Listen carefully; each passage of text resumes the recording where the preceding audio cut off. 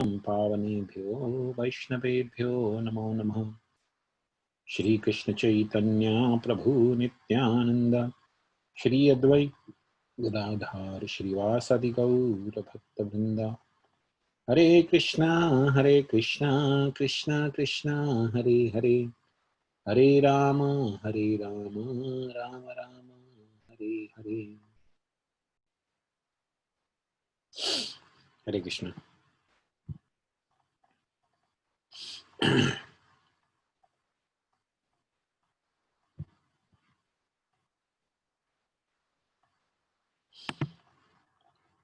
So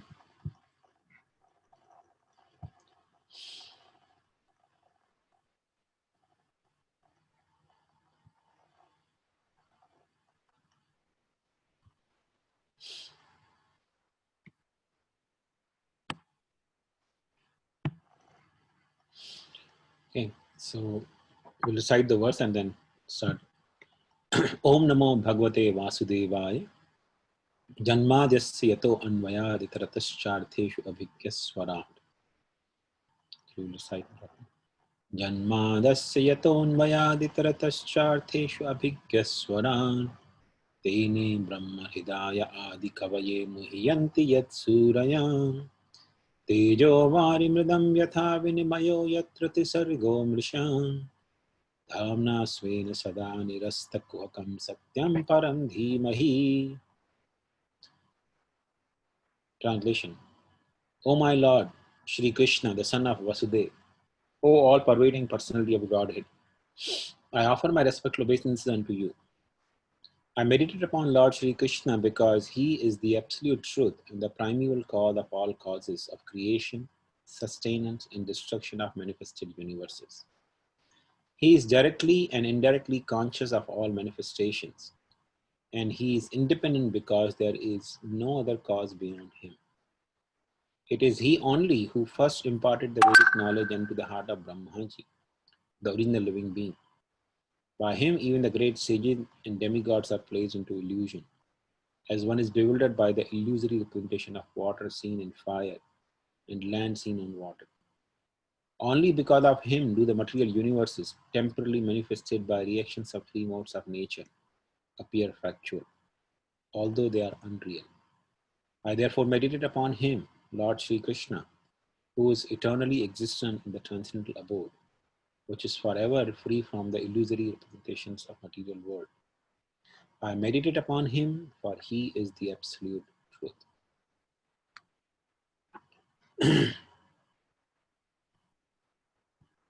So today we shall be continuing with the discussion from Vinmayo Yatra Trisargo Misha.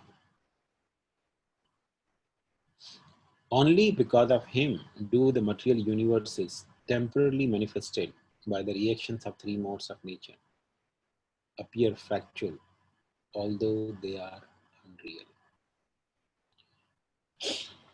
Now, this material existence is actually more or less illusory. Everything in this creation uh, is created by the three modes of material nature. What are the three modes? Three modes are nothing but the three invisible energies. There are three invisible forces which exist in this creation. They are called Triguna. This material nature is called Gunamayi. Devi Esha Gunamayi. Gunamayi means which is consisting of three modes of material nature. So there are three modes or three invisible forces by which the material energy controls everything and everyone in this creation. So what are the three modes? Three modes are nothing but goodness, passion, and ignorance. The name itself suggests Sattva, Rajas, Tama, which literally means goodness, passion, and ignorance, suggests that anything that is created by the three modes, by these three different modes, actually has the qualities related to that particular mode. So everything in this creation is actually created by three modes. Whether you talk about the bodies of different living entities, like human beings, demigods, yakshas, or animals, birds, beasts, or even some viruses, one of which has brought the whole world to kneel down. Practically, in my whole life, I never saw such a phenomenon of shutting down the entire planet practically. Every country on the planet is shut down, more or less. So,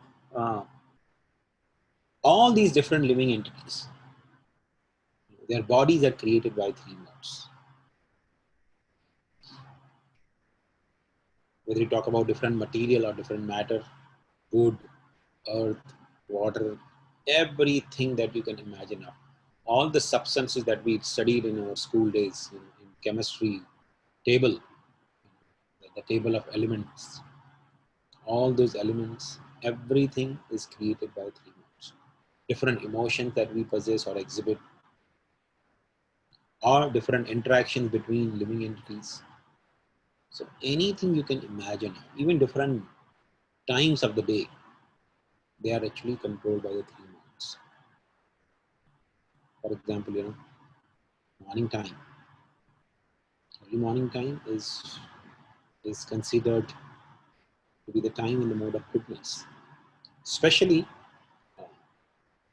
the time which is 1 hour and 36 minutes before the sunrise. From that point onwards, the energy of goodness is on top. The whole atmosphere is saturated with the energy of goodness. And therefore, anyone who gets up a little before that and engages in some spiritual activities during that time, which is called Brahma Muhurta, imbibes that energy of goodness in the life. We should know our lifestyle also is categorized in three modes. Our belief system is also categorized in three modes. Like, for example, all over the world, they follow this English calendar system, which the day begins at the midnight. This is actually very, very significant. It conveys a lot of idea and beliefs of those culture. Now just imagine when the day is ending at 12 in the night and day begins at 12 in the night. That means mostly 12 o'clock, you're supposed to be sleeping, right? Most of people sleep during that time. That means your day ends with sleeping and your day begins with sleeping. So when your day ends with sleeping and begins with sleeping, there's every possibility that your life will also end with sleeping. Sleeping in the case means ignorance. But in Vedic culture, the day doesn't begin at 12 in the night. In the Vedic culture, the day begins at sunrise. And the day ends at the next day's sunrise. So sunrise is the beginning and end of the day. Ending the previous day and beginning the new day. So people, those who sleep during sunrise, means they are beginning their day with sunrise, the sleeping, and they are ending their day with sleeping. So this is actually very, very crucial. So if somebody, everybody hearing the echo? We are great, Prabhuji. We are good. Little bit, it's muffling, little bit, but not bad. Okay. Let me see. So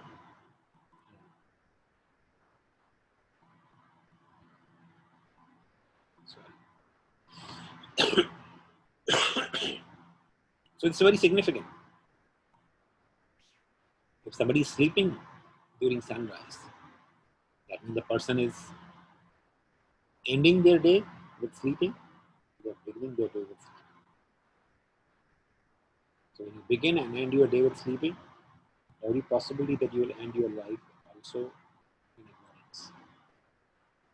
Therefore, in Srila Prabhupada actually made a very important and beautiful quote. He said, a devotee who does not rise before sunrise is not very serious about spiritual practices or his spiritual life. This is very, very significant because that time with mode of goodness is, especially 1 hour 36 minutes before sunrise, when mode begins, which lasts for 48 minutes. I mean, 48 minutes before sunrise, the Brahma Muhurta ends. So that 48 minutes window is so crucial. And anyone who is awake and engaged in some spiritual activities during that, not simply awake and engaged in some spiritual activities, can imbibe that energy within him. So even the different times of the day, they are saturated with goodness, passion. So everything in its creation, even colors, for example. The yellow color is considered the color of goodness. White or yellow is considered color of goodness. And red is considered the color of passion. Blue, black is considered the color of ignorance. And not that any color is good or bad, but everything has its own significance. Not that the ignorance in itself is bad. Ignorance is required also, just as much as goodness is required. But a person who synchronizes his life properly with goodness, passion, and ignorance while practicing Krishna consciousness can actually minimize the pain and experience of pain in his life. You cannot eliminate the pain because this world is called, Krishna says in Bhagavad Gita, Pala. Sorry, Prabhuji, to interrupt. Sorry, Prabhuji, it's the echo that it's muffling more. Okay. Let me see what I can do with that.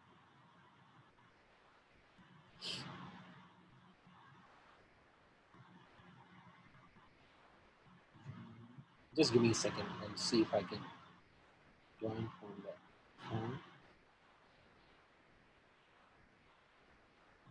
Mute my.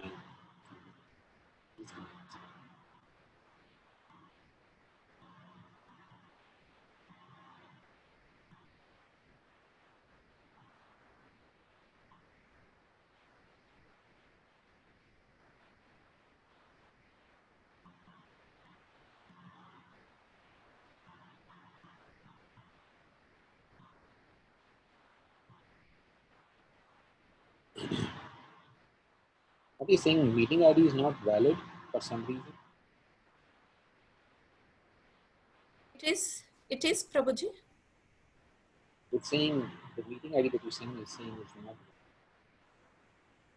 Prabhuji, it's coming. Actually, if we press in the link, it's not working. Just we need to type the number and it will be working. Okay. Thank you.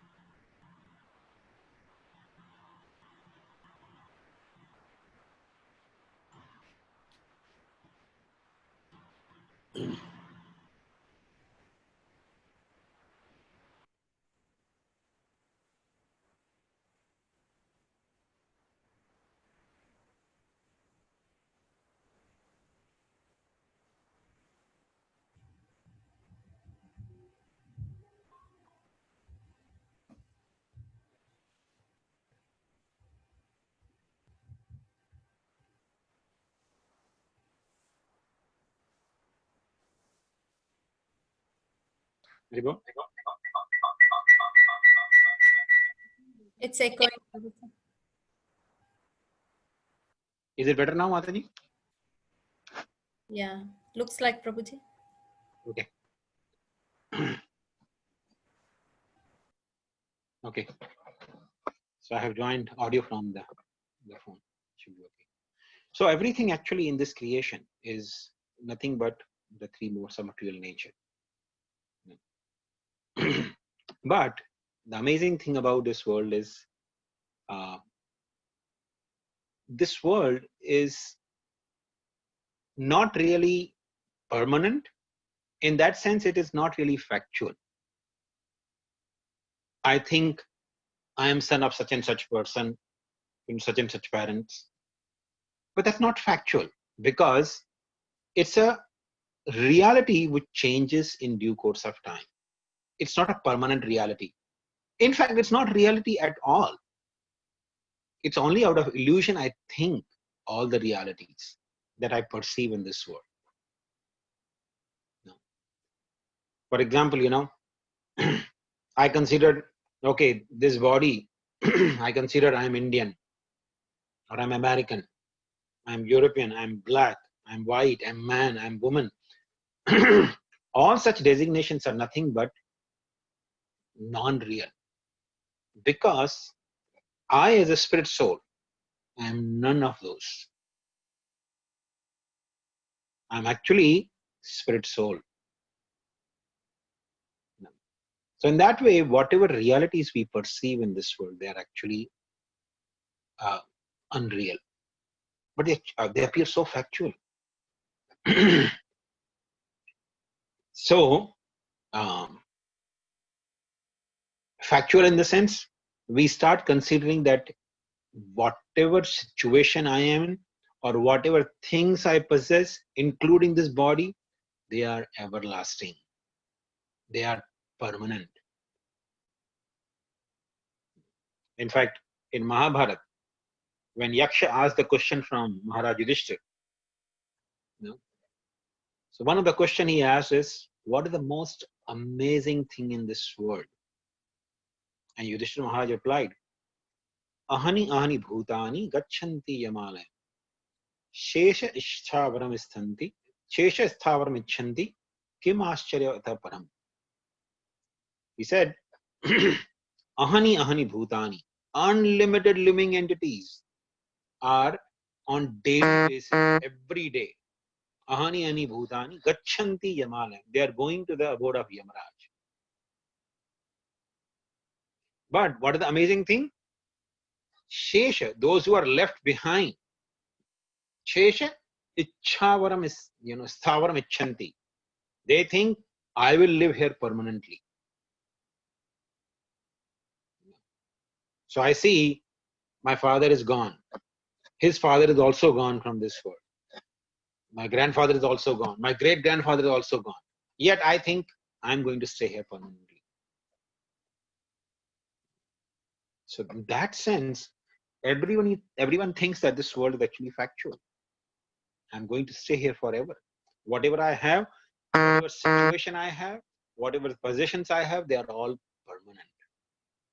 My job is going to be going on all like that. My business, if I have some business, that will always be flourishing. I will go on living so-called happy life, which is not the reality. And therefore it says, Vinmayo yatra trisargo. It appears to be factual, but it's not really factual.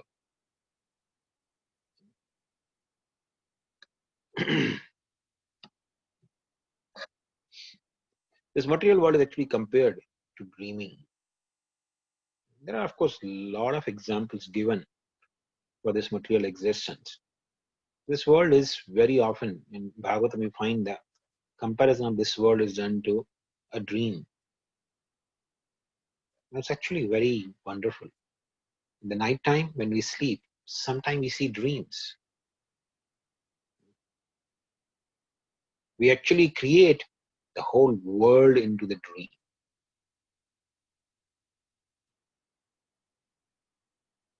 Dreams are nothing but an illusion. So sometimes I sleep in the night and I see dream that all of a sudden I have become a king.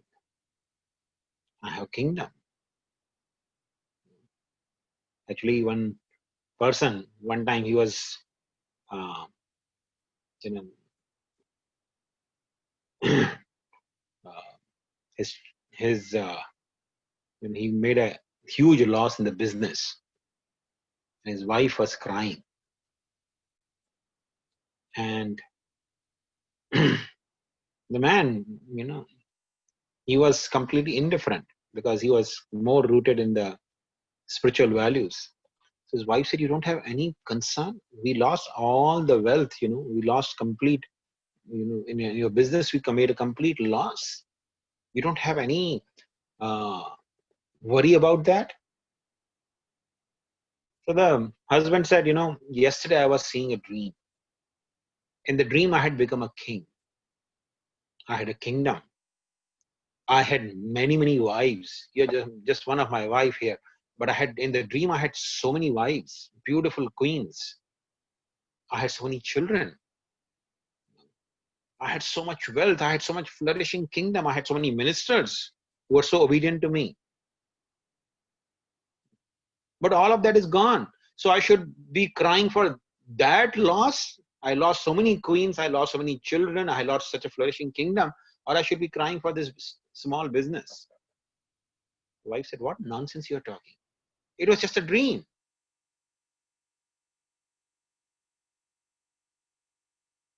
But actually speaking, Bhagavatam says even the life that we are living is nothing but more or less a dream.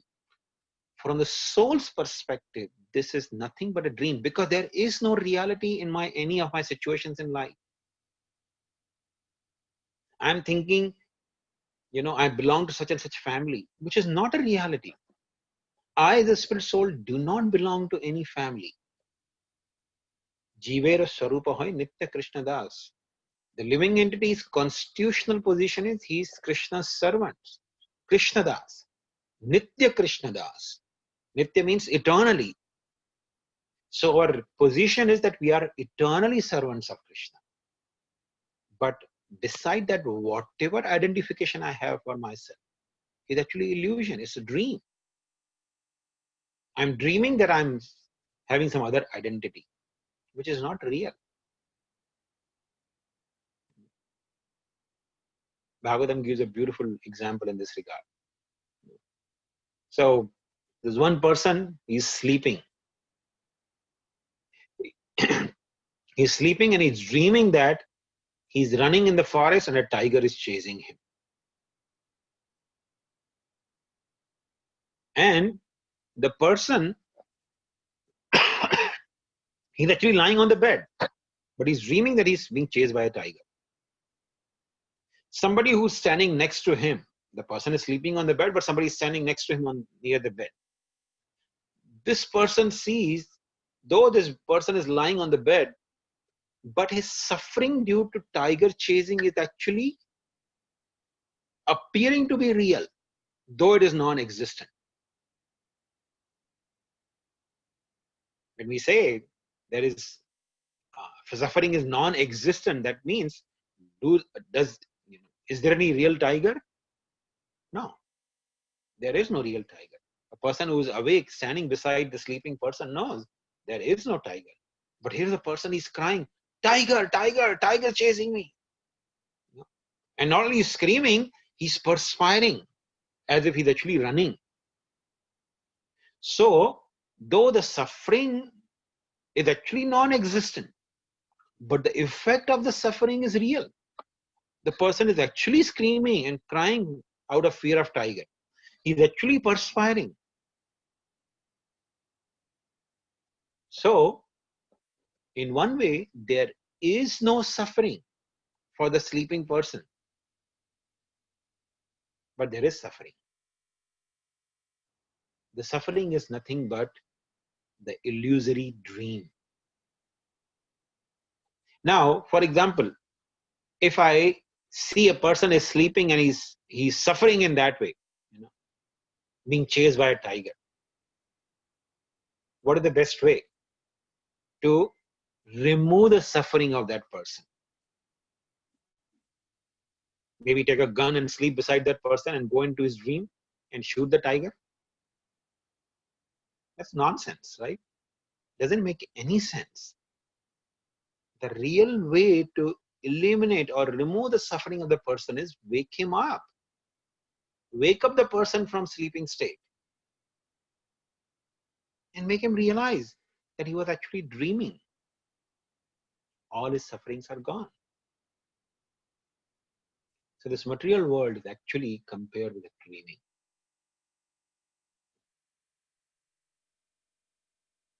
Bhagavatam gives another example, that suppose a person is dreaming that his head is being chopped off. His head is chopped off. So he's feeling so much misery that my head is chopped off. But then Bhagavatam says, if a person's head is chopped off, how can a person suffer? There's no one to see that, right? If my head is chopped off, at the time of my head being chopped off, I'll have some suffering. But once the head is chopped off, where is suffering? Because I'm not there to see, right? But if a person is dreaming that my head is chopped off, then there is continuous suffering.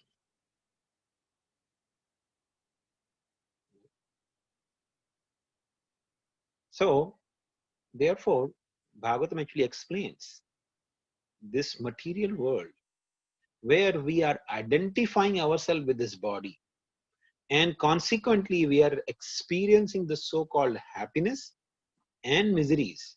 They are nothing but a dream, because our identification with the body is also a dream, and therefore consequently all the happiness and distress resulting because of the body is also nothing but a dream.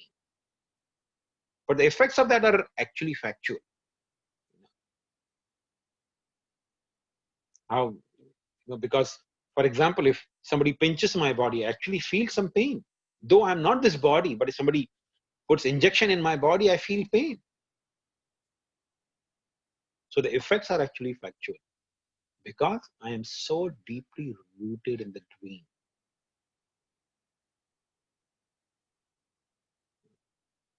Now, some people, some philosophers, especially the Mayavad philosophers, they say that this world is unreal because it's temporary, therefore it's unreal.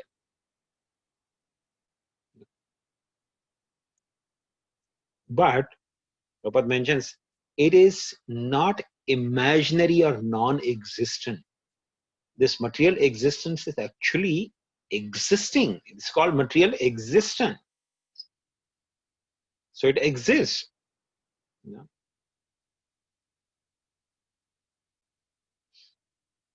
But the Mayavadi theory, the world is actually temporary, and in that way it is unreal. But it's not imaginary. It's not that I'm imagining this world is existing. No, this world is actually not imaginary. It is real. The fact is, because I'm experiencing distress and happiness, which are like the effects of the dream a person is seeing. So this world actually is temporary and therefore it's unreal, but it's not unreal in the sense of imaginary or non-existent. No. Now, okay, we understand that all the miseries or suffering is due to living entities dreaming. I'm dreaming that I am this body. I'm dreaming that I'm experiencing happiness and distress in this body. So what is the way out? How do I wake up?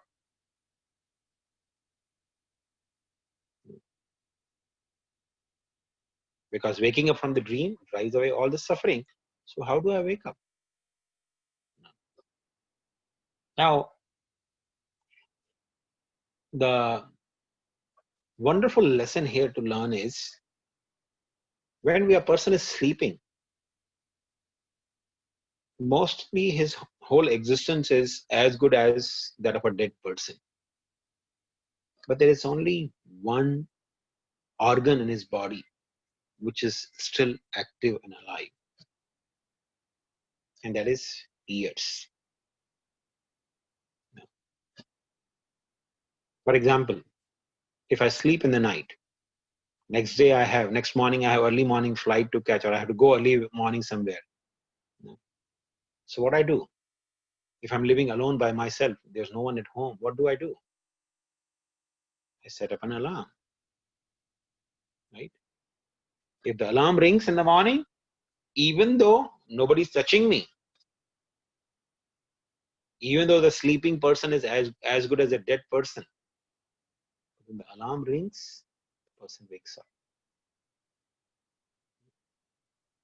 So sound vibration is the most potent form of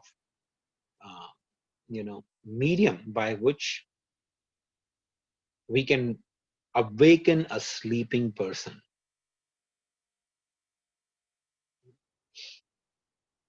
So what is the sound vibration? In order to wake up from the slumber caused by the material nature, we can actually take shelter of the transcendental alarm. This chanting of Hare Krishna, Krishna Krishna, Hare Hare, Hare Rama, Rama Rama, Hare Hare is actually like an alarm clock. But we are sleeping so deep. Our sleep in this material existence is such a deep sleep. So we have to vibrate this sound vibration.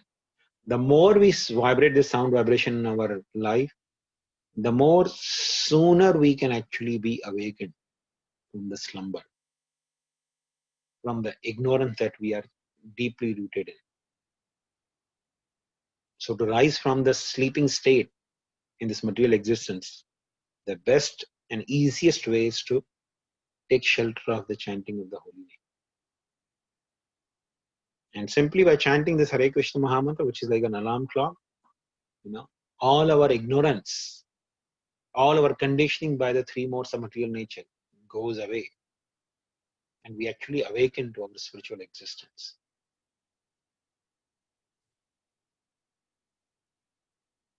The sound vibration is so potent. A person who even happens to hear the holy name from the lips of sincere practicing devotees, even if the person himself has not been chanting, if he happens to hear from the sincere devotees who are practicing Krishna consciousness, even that has a miraculous effect.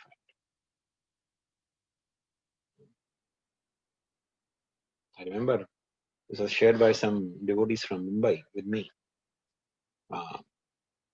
In Mumbai, there are a lot of devotees, different groups of devotees. They do Harinam Sankirtan. They go for Nagar Sankirtan. There's one such group which used to go to different railway stations in suburbs of Mumbai and do the Kirtan. So one time when they were doing Kirtan in one of the suburb railway stations of Mumbai, where the few devotees, they were chanting and they were playing musical instrument, they were singing this Hare Krishna Mahamantra. And right in the middle of that crowded railway station, one person comes out with a big knife in the hand. He comes in the middle of the devotees with a big knife in the hand, and he falls at their feet in the middle of them. They were amazed. Who is this person who's having such a big knife and he's bowing down? So they took him on the side and say, what's wrong with you, sir? Why? What happened? And he started explaining. He said that he was actually a professional killer. And he told the devotees that I take money and I kill people. And I've done so many, killing, so much killing I have done for the sake of money. He said mostly, the way I kill is, first of all, I track the person's regular schedule, what the person is doing on daily basis. I follow him from his home to work, from work to different places he goes. And 1 week's time, I get a good, understanding of his schedule. So one day, in a public place like this, railway station or some place, I bump into him and start an argument, and begin a quarrel. And in the middle of quarrel, I just take out the knife and stab the person and go away. So people think that it was just an ordinary street fight, and somebody got angry and killed him and went away. He said, I killed so many people like that. But he said, today when I was about to kill somebody, I had been tracking somebody, and I was about to kill the person today, here on this station. I actually started the arguments, and you people were chanting. In the back of their mind, the thought came. First time ever in my life, I thought, why am I killing somebody? Because you people were chanting.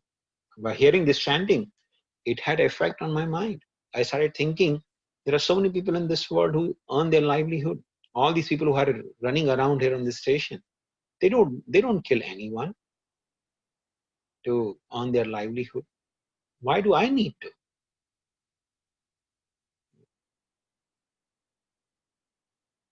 So he actually confessed to devotees that, I have done so many sinful activities, but I want to actually chant this mantra that you are chanting. Please teach me and tell me what should I do. I've done so much killing. Of course, devotees explained him that he should go and surrender. So he went and surrendered actually to God's, confessed all his crimes. And of course, he was put in jail, but he was very happy. Even in the jail, he was continuing to chant the holy name of Krishna. Because he had no fear. He was awakened from the dream. So this is actually a living example. It's not that we are quoting from some Puranas which happened thousands or millions of years ago. No. This is something that is happening right in front of our eyes.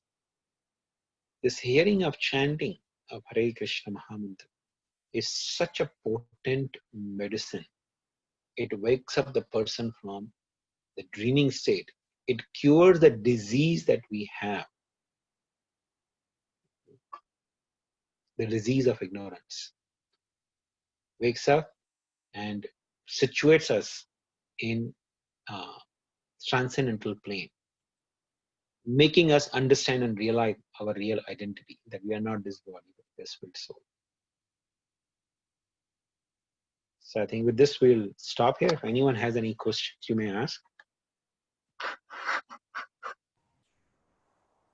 So, Prabhuji, I have a question. So about this modes of material nature, these 3 modes. So all the living entities, everything in this material existence, is guided by these 3 forces. So what about devotees? Well, everyone in this world is actually very much in the grip of 3 modes of material nature.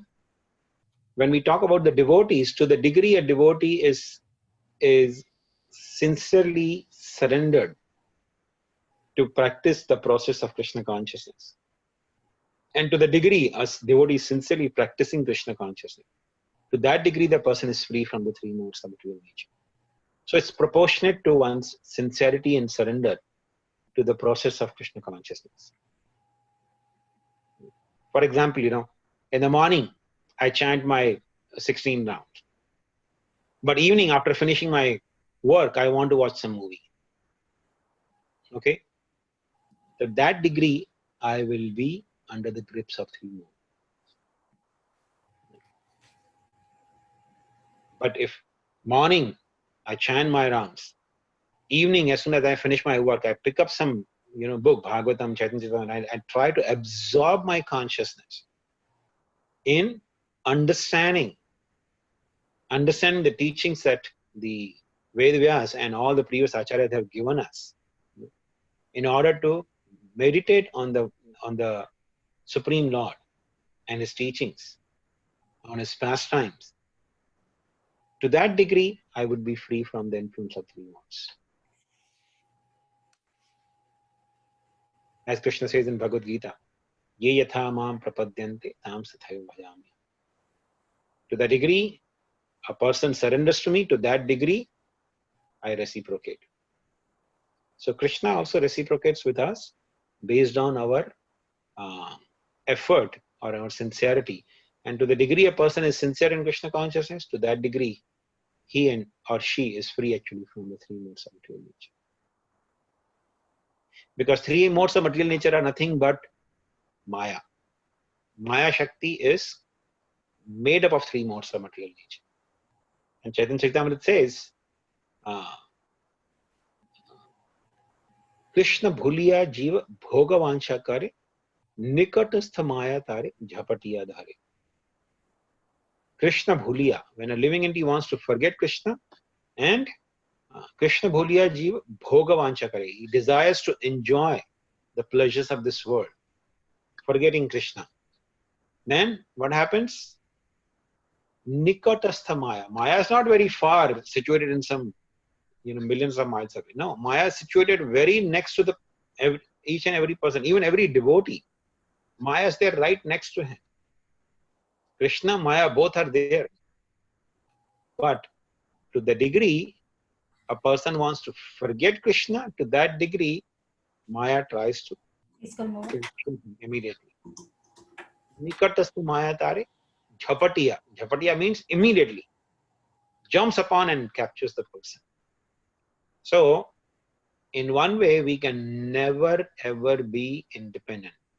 Either we are surrendered to Krishna or we are surrendered to Maya. One of the two is bound to be there. There is no question of being in between. I am neither surrendered to Krishna nor surrendered to Maya. No. Either you are surrendered to Krishna or you are surrendered to Maya. There is no position in between. Hope that makes sense, Mantha? Yes, Prabhuji. Thank you. Can I ask you one more question, Prabhuji? Yes, Mantha, please go ahead. So, without Vaishnava Prada, how should a devotee, deal with this Maya among the devotees? Without Vaishnava Prad, how should a devotee deal with the devotees who are in this, Maya, this modes, sometimes you come across. So without offending them, what should be your approach,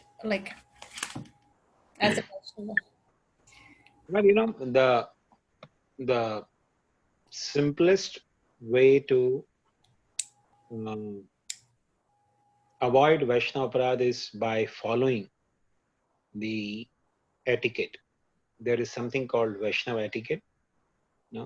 If we follow the Vaishnava etiquette, and in order to follow the Vaishnava etiquette, we have to remind ourselves of Vaishnava etiquette.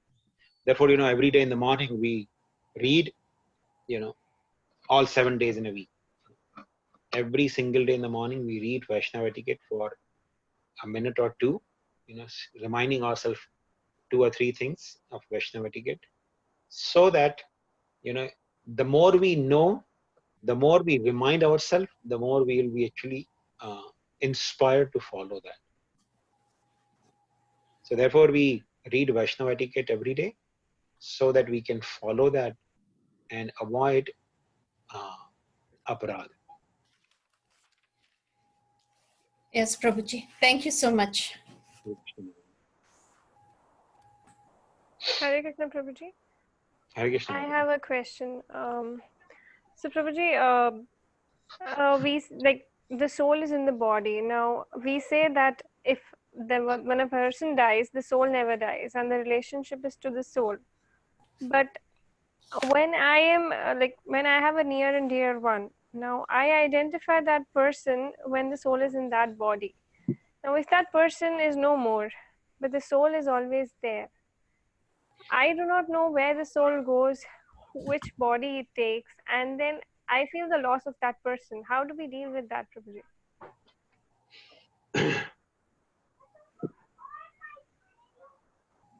Well, it's natural when somebody near and dear one dies. It's very natural to feel separation and feeling the loss of the person. There's nothing not unnatural about it, because soul by nature has a tendency to become attached to.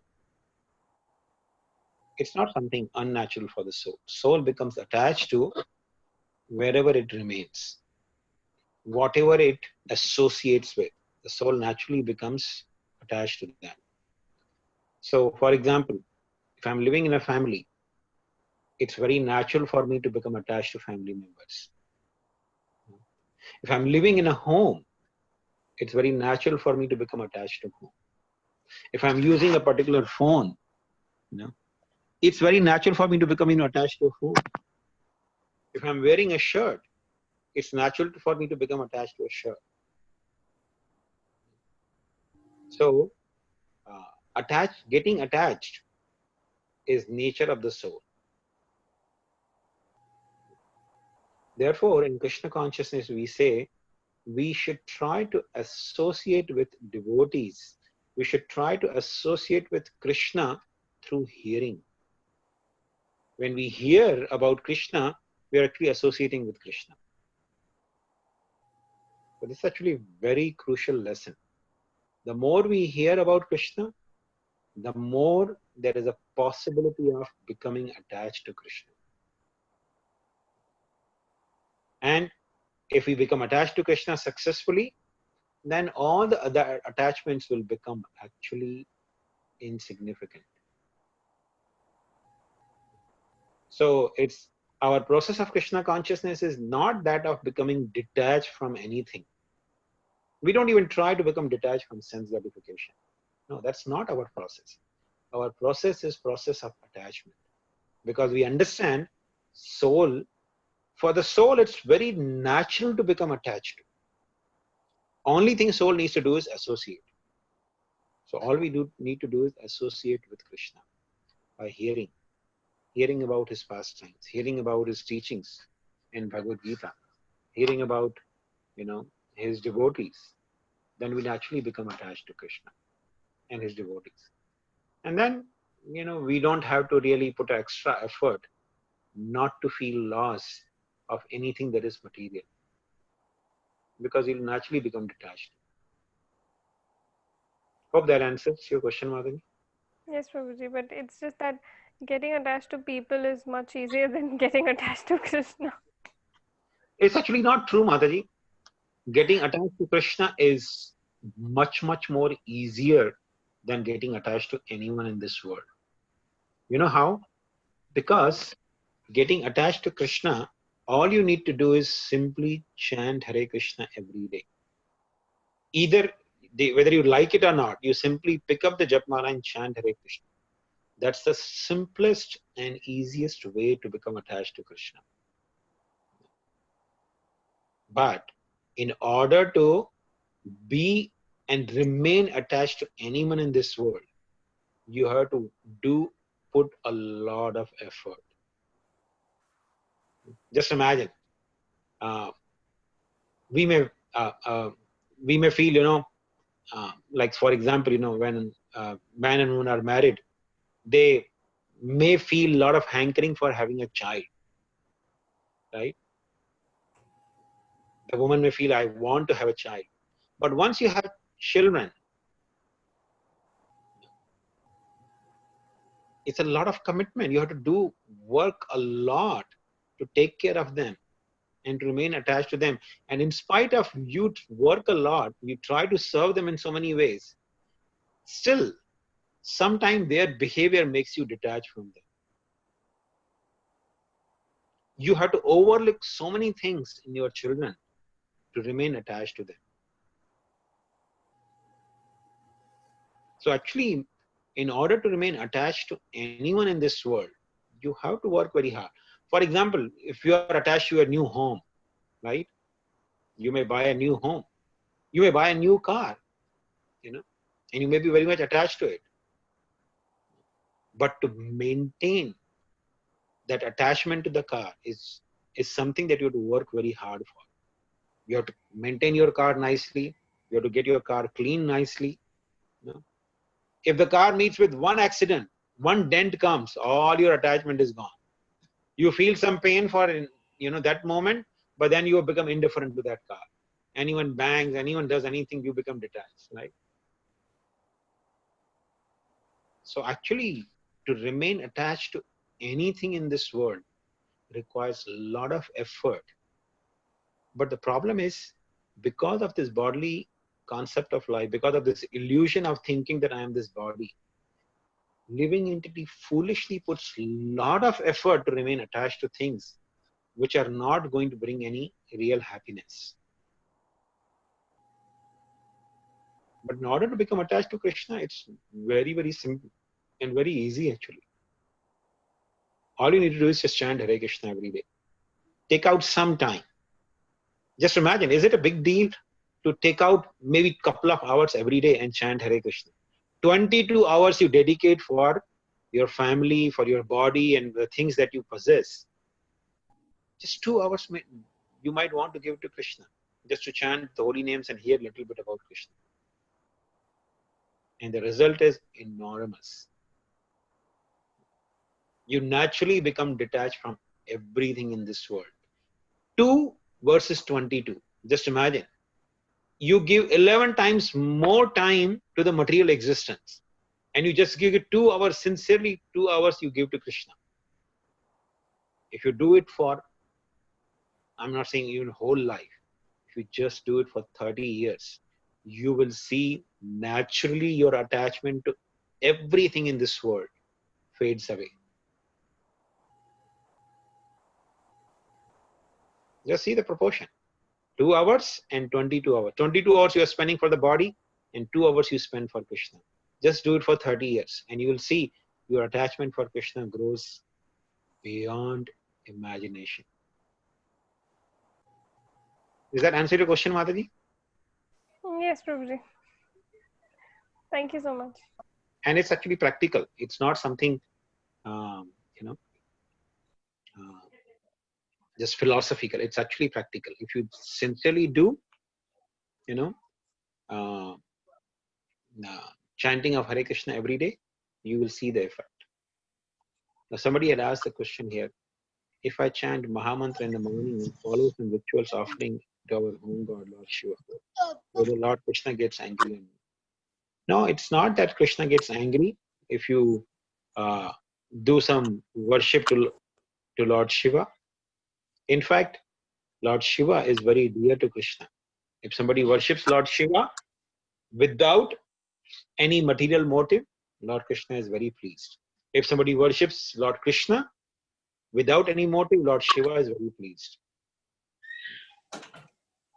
So don't worry, you can continue worshipping Lord Shiva as well with your rituals. Hare Krishna, Prabhuji. Dandavat Pranam. Hare Krishna. Prabhuji, I have a question. Please excuse me if I'm asking wrong. Prabhuji, what you said. Somebody already asked this question in chat. Sure, Prabhu. Then you can ask the question next.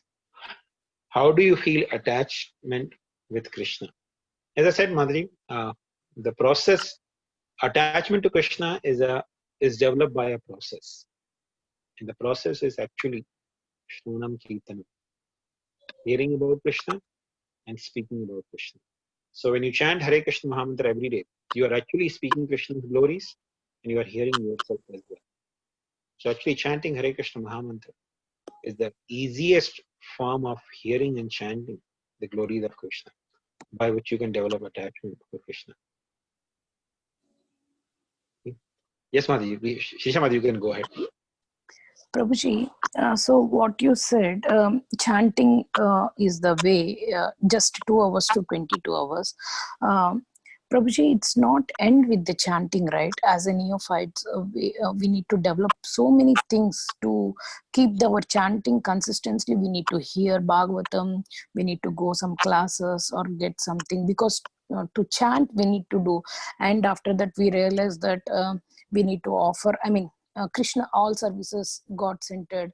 We have to do everything previously before coming into Krishna consciousness is different and come. So chanting is not a simple, I mean, is not the one thing. It's overwhelming. Like there are so much to do to grow in this, right, Prabhuji? Can you please help me? Yes, Madhuri, definitely. But just imagine, even then, how much time you can spend on daily basis for the body and how much time you spend for Krishna. Straight away, 6 hours we sleep, minimum. Some people will sleep more, 7, 8 hours, right? 6 hours you sleep. Have you ever chanted at a stretch for 6 hours? No, right? Our sleeping alone is more than the amount of effort that we put in our spiritual life on daily basis. Guaranteed. Our sleep is much, much more than our daily effort on chanting and whatever things we do for Krishna, right? And what to speak of other time. So proportionately, time that we spend for the body and for Krishna to develop attachment for Krishna is actually very, very small. And yet, the results are enormous. Because by nature, the soul has dormant love for Krishna. The love for Krishna is already there within us. It's not that something we are trying to develop. No, we are not trying to develop love for Krishna. We are trying to revive our love for Krishna. It's already there. Nitya Siddha Krishna Prema Sadhya Kabo Noy Shramana Adi Shuddha Chitte Karoy Udha. The love for Krishna is something that we try to revive by hearing and chanting. It's not something to be sadhya. It's not something to be imbibed. Okay. So if we do a little bit of Shravanam Kirtanam, that by the process of hearing and chanting Krishna's glories, the love for Krishna is revived. Thank you, Prabhuji. It helps. Hare Krishna.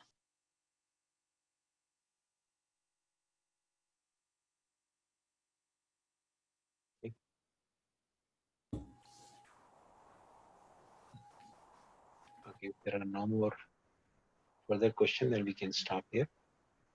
Okay, somebody has asked the question. How to set our mind